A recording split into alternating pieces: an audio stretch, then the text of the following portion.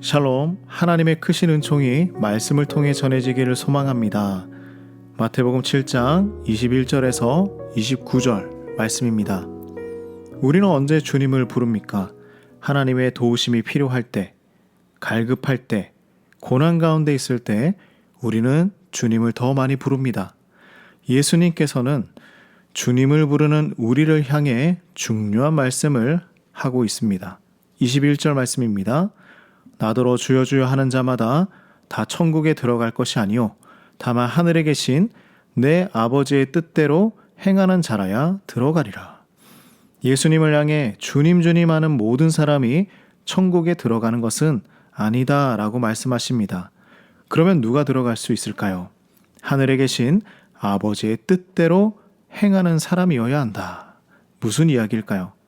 사람들은 이 말을 잘 이해하지 못했습니다. 22절 말씀을 볼까요? 예수님, 우리가 주의 이름으로 선지자 노릇하고 주의 이름으로 귀신도 쫓아내고 주의 이름으로 많은 권능을 행하지 않았습니까? 라고 질문합니다. 예수님은 이들을 향하여서 불법을 행하는 자들이라 말씀하시죠. 왜요? 주님을 부르는 자들이 자신의 공로를 내세우기 때문입니다. 경건한 그리스도인들은 겉모습만으로 순종하는 것이 아니라 그 중심에서 진실한 마음으로 순종하는 사람들입니다. 그런데 그들은 주여 주여 부르는 경건의 모습은 있지만 경건한 마음은 없었던 것이었죠. 경건의 말도 했습니다. 신앙적인 행동도 합니다.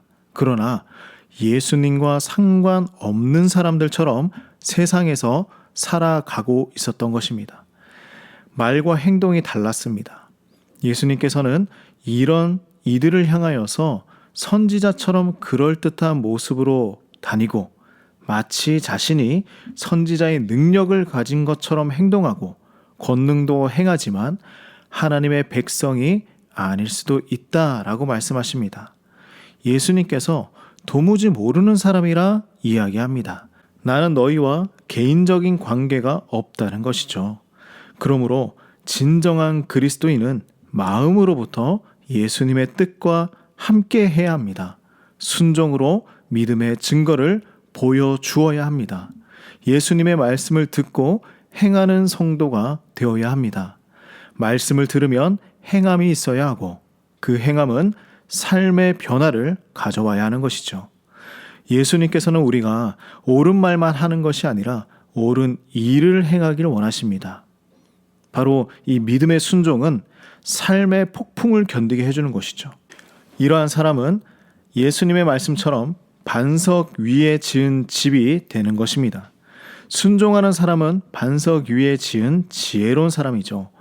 행하지 않는 사람은 모래 위에 집을 지은 어리석은 사람입니다. 우리 사랑하는 성도님들, 주님을 부르시기 바랍니다. 입술이 아니라 마음으로 부르시기 바랍니다. 모두 삶의 폭풍이 찾아올 때 반석 위에 지은 집처럼 굳건하길 소망합니다. 자신의 삶을 예수 그리스도의 반석 위에 세우는 사람은 결코 무너지지 않을 것입니다. 하나님, 우리의 삶이 예수 그리스도의 반석 위에 세워지길 간절히 소망합니다.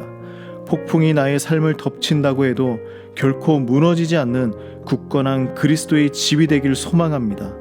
하나님의 뜻대로 행하며 살아가게 하여 주시옵소서. 예수님의 이름으로 기도드립니다. 아멘.